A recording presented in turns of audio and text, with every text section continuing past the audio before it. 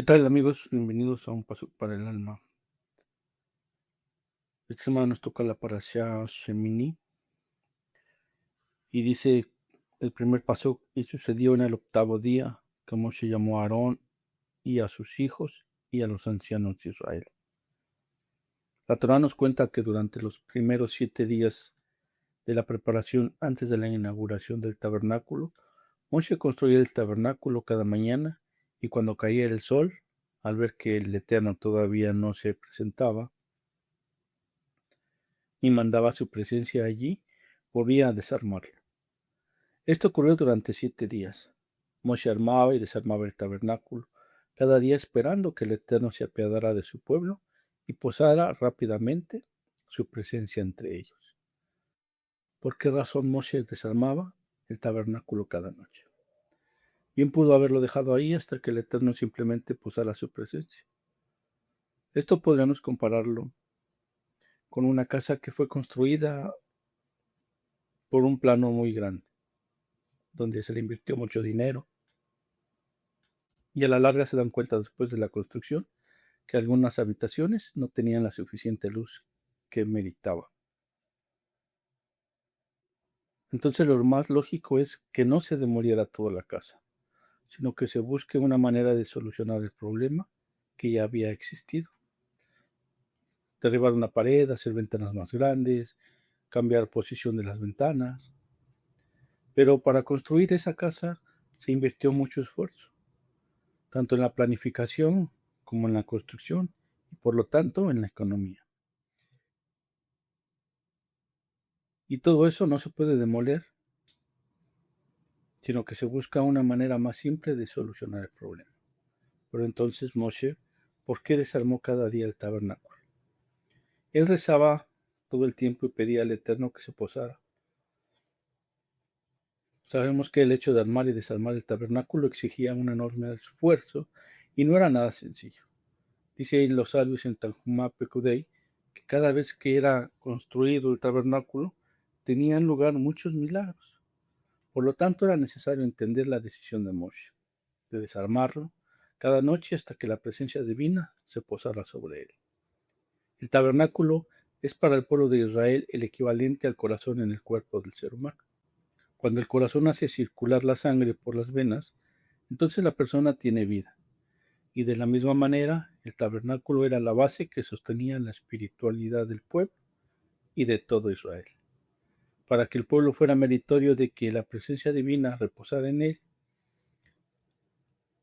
este era el oxígeno que los mantenía vivos, que verdaderamente lo deseaban. Entonces el Creador posó su presencia entre sus hijos y los guió por el desierto con milagros y maravillas. Pero cuando el pueblo de Israel pecó con el becerro de oro, el Eterno alejó su presencia, porque el pueblo no valoraba el mérito que tenía éste. Pero cuando el Eterno respondió al rezo de Moshe y aceptó residir entre sus hijos, decidió comprobar si el pueblo verdaderamente lo deseaba. Dado que Moshe Rabenu conocía los caminos del Eterno, él armó y desarmó el tabernáculo día tras día para despertar los corazones del pueblo de Israel, para que vinieran o vieran que Dios todavía no había posado su presencia, y se arrepintieran de los actos pasados revisando sus pensamientos para eliminar cualquier rastro de pecado, que pudieron estar alejando de ellos a la presencia divina. De esta manera el pueblo lloró y suplicó al Eterno que los perdonara por el becerro de oro, hasta el punto de borrar todo registro negativo que pudiera alejar la presencia divina de esta manera. Entonces el pueblo se santificó durante estos 7 días, en un profundo arrepentimiento, elevándose su nivel de temor al cielo. Cada noche, al ver que el Eterno todavía no había posado su presencia, Moshe volvía a desarmar el tabernáculo, y el pueblo reforzaba su arrepentimiento tratando de lograr sus méritos para que el Eterno morara entre ellos. El versículo dice: y sucedió en el octavo día, cuando el Eterno vio que el pueblo de Israel se había arrepentido completamente por el pecado del becerro de oro, y que verdaderamente deseaba que su presencia yaciera entre ellos. Entonces solo él respondió a sus rezos y bajó a habitar en el palacio que le había sido construido. En relación a esto podemos recordar que dice la Gemara, que cuenta que Rabbi Yoshua se encontró con el profeta Eliyahu y le preguntó que cuándo llegaría el Mashiach. El profeta Eliyahu le respondió: ve a Roma y pregúntale a él mismo. Entonces Rabbi Yoshua viajó a Roma y encontró al Mashiach y le preguntó: ¿cuándo iría a salvar al pueblo? Y el Mashiach le respondió: hoy estoy dispuesto y pronto para redimir al pueblo de Israel para siempre. Al oír esto, Rabbi Yoshua se alegró, pero al llegar la noche, el Mashiach aún no había redimido a todo el pueblo. Rabbi Yoshua le preguntó al profeta Eliyahu por qué el Mashiach le había mentido, diciéndole que el mismo día redimiría al pueblo. Si no pensaba cumplir con su palabra, el profeta Eliyahu le respondió que en Tehilim 95:7 está escrito: si escuchasen su voz hoy. A esto se refiere que el Mashiach estaba listo cada día con la condición de que el pueblo de Israel cumpliera con lo que dice el versículo. Pero debido a que el pueblo sigue pecando y el Mashiach no puede revelarse, sino que se sigue esperando que escuchemos su voz. Sin ninguna duda, desde el momento en que el Eterno le dijo a Moshe que construyera el tabernáculo, él deseaba posar su presencia allí, pero antes era necesario que el pueblo verdaderamente lo deseara y esperara ansiosamente ese momento. Por esta razón, Moshe Rabenu armó y desarmó cada día el tabernáculo para ayudar al pueblo a arrepentirse completamente y purificarse, para merecer que esto ocurriera. Si el tabernáculo hubiese quedado todo el tiempo construido, el pueblo ni siquiera se habría despertado de la misma manera, y menos darse cuenta. ¿Por qué? No había sido tan obvio, que la presencia divina todavía no había bajado. Al desarmar el tabernáculo, Moshe provocó que el pueblo pensara por qué el Eterno todavía no podía rescindir entre ellos, hasta que finalmente, el 8º día, tuvieron su mérito de que esto sucediera. Entonces, en el judaísmo, el 8º día suele simbolizar lo que va más allá de lo natural: un nuevo comienzo, una dimensión espiritual y, en muchas explicaciones, una conexión con lo milagroso. El número 7 representa el ciclo completo de la naturaleza, mientras que el 8º apunta a algo que lo trasciende. Uno de los usos más claros es la circuncisión, el 8º día, que marca la entrada del niño al pacto de Israel, y también Shemini, el 8º día. Es el día en que se inaugura el servicio del Mishkan y se manifiesta la presencia de una forma muy especial. Muchos textos rabínicos explican que el 8 representa una realidad que no depende solo del orden natural, sino de una intervención o revelación del Eterno. Por eso también se asocia con la inauguración de la santidad y el paso de una etapa nueva. En palabras simples, el 7º día completa el ciclo, pero en el 8º día abre algo nuevo. Por eso en el judaísmo, el 8 es para hablar de un pacto milagroso. Con esto espero que podamos entender ahora el texto que dice el Zohar en la Parashá Shemini. Está escrito que al 8º día Moshe convocó a Aarón y a sus hijos y a los ancianos de Israel. Rabbi Isaac abre la enseñanza acerca de este asunto y para explicarlo dice el versículo: cuando lavaban todas las estrellas el alba y entonaban teruá todos los hijos del Eterno. Dice Job 38:7: bienaventurados los hijos de Israel, pues el Santo bendito sea, les dio la sagrada Torah, proveniente de la céfira de Jodmá, que es la alegría del todo, por el flanco de la céfira de Biná, y la alegría del Santo bendito sea, por el flanco de la céfira de Tiferet, y el regodeo de él, por el flanco de la céfira de Malhud, como le está escrito: yo, dice la Torah, fui en Amón junto a él, y eso era su regodeo día a día. Jugaba junto a él en todo momento. Dice Proverbios 8:30, y toda la Torah es un nombre sagrado del Eterno bendito sea, y con la Torah fue creado el mundo, como está escrito: fui un Amón junto a él, que significa que en este caso la locución Amón, para comprenderlo, dice: no leas esa palabra como la vocalización de Amón, sino léelo como Humán. Amón significa pedagogo, como está escrito: y criaba, Omen, a Adashah, en tanto que Uman significa a experto. Quiere decir que la Torá era el modelo del Santo bendito sea para crear al mundo, y con la Torá fue creada la persona. Es decir, a través de las combinaciones de las letras asociadas, el misterio de la Sefirá de Binah se refiere a lo que está escrito: y dijo, hagamos al hombre a nuestra imagen y a nuestra semejanza. Ellos, los hombres, reinarán sobre los peces del mar, sobre las aves de los cielos, y sobre los animales, y sobre toda la tierra, y sobre todos los reptiles que reptan sobre la tierra. Lo que está escrito es, y dijo el Eterno, que se refiere a la Sefirá de Binah, que le dijo a Jodma, hagamos al hombre a nuestra imagen y a nuestra semejanza. Por eso está escrito en plural, porque el aspecto femenino, dice, está asociada al misterio de la Sefirá de Binah.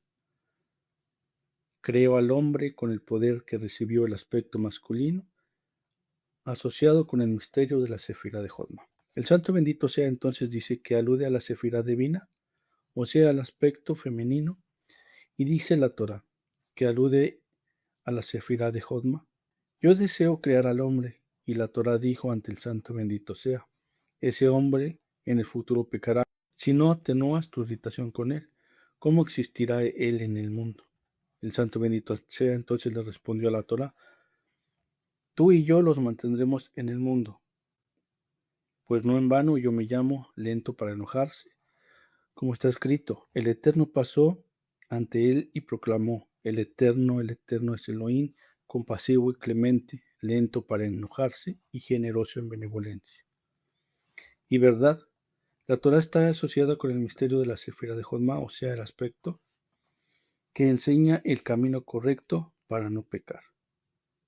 Pero si la persona peca, en ese caso, la Sefirá de Binah, o sea, el aspecto que es la fuente del arrepentimiento y la rectificación, se levantará y lo recibirá cuando vuelva a la senda del bien, con arrepentimiento, rectificación, y resulta que la Sefirá de Jodma y Binah se mantienen al hombre en este mundo. Si la Torá viene de Jodma, su propósito es enseñarnos a ver la realidad de la perspectiva divina. El pecado, o sea, Hed, en hebreo significa literalmente errar en blanco. La sabiduría nos permite apuntar bien. Nuestra conclusión debería de ser muy acertada. Si somos a imagen y semejanza, nuestra función es reflejar al Creador en ese plano. No deberíamos de enojarse. Significado de que no dejar que el ego y la severidad rompan nuestra conexión con los demás. Y deberíamos de ser benevolentes. Eso debería de significar que actuamos como el sol, que da luz sin preguntar quién lo merece.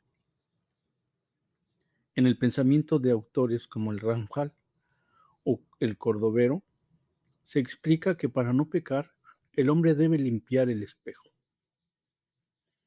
Al emular los atributos de paciencia y bondad, el espejo se vuelve nítido y la luz de la sabiduría, o sea, Jodma, puede influir sin algún obstáculo. Para la Cábala, el secreto definitivo es la armonía. No se trata solo de eliminar el ego, sino de saber cuándo ser firme, como uno mismo, y no caer. Y cuándo ser infinitivamente dulce. Esta integración es la que realmente nos hace parecidos a la estructura que el Eterno diseñó cuando Él le habló a Binah. Esa confirmación abre la puerta muy interesante. Si aceptamos que el secreto para no errar en el blanco, o sea, para no pecar, es la emulación de los atributos, entonces la Torá no es solo un código legal, sino es un manual biométrico espiritual. Para profundizar en esa conexión que hicimos entre Binah y la paciencia y la benevolencia, hay 3 puntos clave que el Zohar resalta. Binah es como el antídoto del enojo. En la estructura de la Sefirá, el enojo nace de una geburá, de una severidad, que se desconecta de la razón. El mecanismo es que el enojo es una contracción repentina. La solución debería de ser en Binah, que se traduce como un entendimiento. Pero su raíz etimológica, Bein, significa entre. es la capacidad de poner espacio entre el estímulo y la respuesta. Cuando el Eterno le dice a Binah, hagamos al hombre, le está dando al ser humano la capacidad de procesar la realidad antes de reaccionar. Quien tiene Binah, o sea, entendimiento profundo, no se enoja porque comprende la raíz de lo que sucede. Jodma es el camino correcto. Mencionamos que la Torah está asociada a Jodma, o sea, a la sabiduría, y el pensamiento cabalístico. Jodma es la anulación del ego.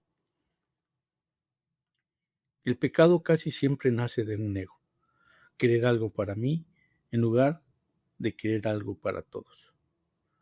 Al conectar con Jodma a través de la Torah, recibimos el flash de la unidad, donde entendemos que no hay separación entre nosotros y el prójimo. Y si no hay separación de la benevolencia, o sea, Gesed, que surge de lo natural, no como un esfuerzo, sino como una identidad. Entonces el secreto de la imagen y semejanza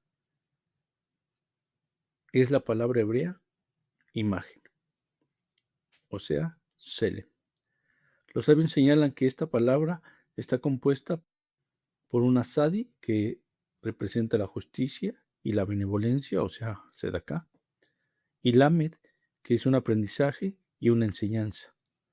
Más aparte la Mem, que representa el pensamiento y el entendimiento, que está asociado a Binah. Entonces, ser imagen y semejanza es actuar como un espejo. Si el Eterno es lento para la ira y generoso en benevolencia, nuestra estructura interna está diseñada para funcionar de forma óptima, sin cortocircuitos o pecados. Solo cuando operamos en esa misma frecuencia, el Zohar nos sugiere que cuando el hombre se enoja, cambia su alma santa por un Dios extraño. Por eso, nuestra intuición es correcta. El control del carácter no es solo moralidad, es inteligencia espiritual para mantener el flujo de la luz de las sefirot superiores hacia nosotros. Entonces, esa reprogramación no es un proceso místico pasivo, sino es una técnica activa de ingeniería en el pensamiento. Para lograrlo, la Cábala nos propone un método que transforma de la manera en que el cerebro procesa la realidad. Vamos a detallar un poco cómo se aplica cómo en la práctica cotidiana basándonos en la estructura de la sefirot que hemos analizado. El análisis etimológico es una descompilación de una realidad. La Cábala enseña que las palabras en hebreo no son etiquetas convencionales, sino son el código fuente de una realidad. La técnica es cuando te enfrentas a una situación que te genera enojo o una reactividad, debes de pensar y descompilar el concepto. Por ejemplo, si sientes ira, o sea, kaash, debemos detenernos a observar que la raíz de la palabra está ligada a la falta de aire o visión. Al analizar la estructura de la palabra y compararla con el opuesto, o sea, gesed, expansión y bondad, nos obliga a que nuestra mente debe pasar por un sistema límbico, emoción pura y geburá descontrolada. Entonces, Binah, o sea, el entendimiento, el simple acto de analizar el lenguaje, rompe esa reacción automática o debería de romperla. Al crear el bucle de Binah, el espacio entra en un estímulo y una respuesta. El secreto de ser lento para la ira reside en la capacidad de Binah, o sea, del entendimiento para procesar datos antes de ejecutarlos. La técnica del Ibonenut, o sea, de contemplación, ante un conflicto en un lugar de reaccionar, esto aplica en un proceso de observación detallada. ¿Por qué está pensando o está actuando esa persona así? ¿Qué falta de luz está intentando llenar? El efecto es que estás usando a Binah para diseccionar la chispa de la situación. Al convertir el problema en un objeto de estudio, dejas de ser la víctima de la emoción y te conviertes en el arquitecto de la respuesta. Una reprogramación ocurre cuando el entendimiento lógico se vuelve más rápido que el aire emocional. Para dejar de pecar, o sea, para agarrar el blanco, uno debe cambiar su frecuencia de identidad. En el texto, Tomer de Borá sugiere que el hombre debe actuar como un espejo de las sefirot superiores. La técnica es que en el momento del roce social debemos preguntarnos cómo actuaría la sabiduría de Jodma aquí. Jodma es el punto de la nada, la humildad absoluta. Si no hay yo, o sea, si no hay ego que defender, el enojo no tiene dónde aterrizar. Ser benevolente no es hacer el bien, sino ser un canal para que la luz pase sin la interferencia del ego. Considerando que la creación se hizo a través del habla, la reprogramación también es vocal. La técnica es el uso de los salmos o meditaciones en voz alta, con una intención clara, o sea, con cabana. El sonido genera una vibración que afecta a tu estado físico. Al repetir conceptos de benevolencia y sabiduría con una entonación consciente, estamos reajustando nuestro propio sistema operativo. La palabra correcta actúa como con frecuencia que disuelven los bloqueos de severidad. En resumen, detectar la reacción automática, o sea, el error o el pecado, debemos de interrumpir con un análisis de Vina que está pasando realmente. Conectar con la unidad de Jodma, que es el otro y yo somos parte de lo mismo. Y ejecutar una acción de Gesed, o sea, de benevolencia. Entonces el Zohar nos está diciendo que nosotros fuimos creados a imagen y semejanza del Eterno. El Eterno dice que Él es lento para la ira y abundante en bondad, y que el secreto está en la Torah. También nos dice que entonces nosotros debemos de entender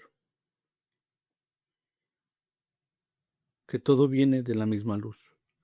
Una persona enojada y no la topamos, tiene la misma luz que nosotros. Simplemente debemos de entender qué luz está buscando o qué luz está tratando de ser o encontrar. Pero ¿cómo entendemos que el otro y yo somos parte de lo mismo?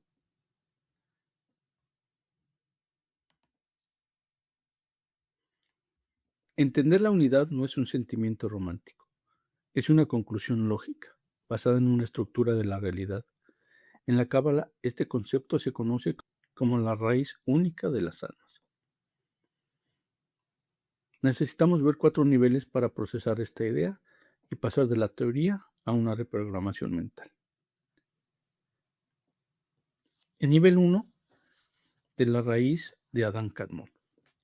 La tradición nos enseña que originalmente existía una sola estructura de conciencia llamada Adán Kadmon. Su fragmentación fue esa conciencia única que se rompió en millones de chispas, millones de almas.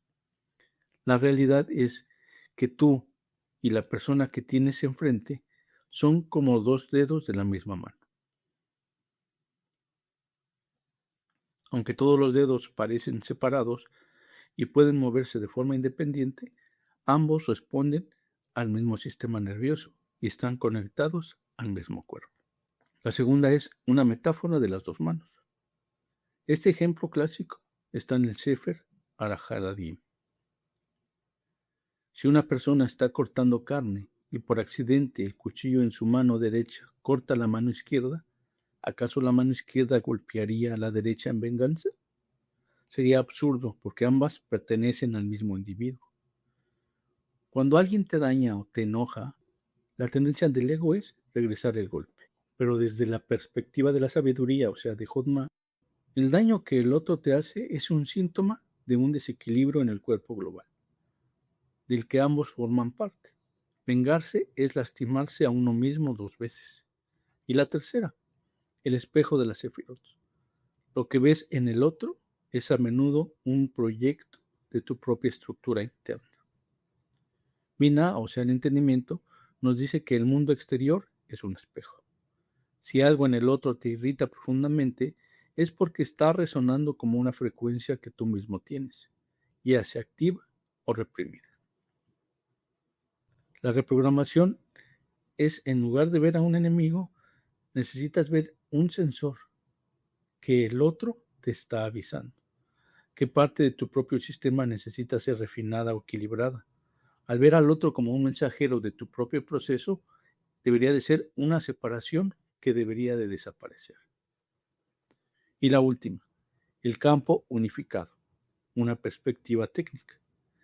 Si analizamos la luz, o sea, al Ein Sof, esta es continua y no tiene interrupciones. Lo que crea la ilusión de una separación son los vasos, es decir, nuestros cuerpos y nuestros egos. Imagina una habitación donde muchas lámparas de diferentes colores, roja, azul, verde, parecen luces distintas, pero si sigues los cables, todos llegan al mismo generador eléctrico. El otro es solo una lámpara de distinto color, pero la electricidad, o sea, la vida y el alma, es idéntica a nosotros. Para integrar esto, la próxima vez que sientas fricción con alguien, intenta este cambio del algoritmo mental. Observa el vaso. Reconoce que su comportamiento, o sea, su enojo y su ego, es solo la cáscara de su vaso. Debemos de identificar la luz. Visualizar que la fuerza vital que lo mantiene respirando, en ese segundo es la misma que te mantiene a ti. Es exactamente la misma corriente. Y debemos aplicar la ecuación. Si la fuente es la misma, A es igual a B, entonces cualquier daño a B es un error de cálculo que afecta a A. Al hacer esto, el enojo se disuelve, no por bondad, sino por coherencia. No puedes odiar una parte de ti mismo sin enfermar el otro. ¿Y a ti? ¿Cuál de estos niveles te resulta más difícil de aplicar cuando realmente algo te molesta? Esto es un pasuk para el alma. Gracias por estar con nosotros.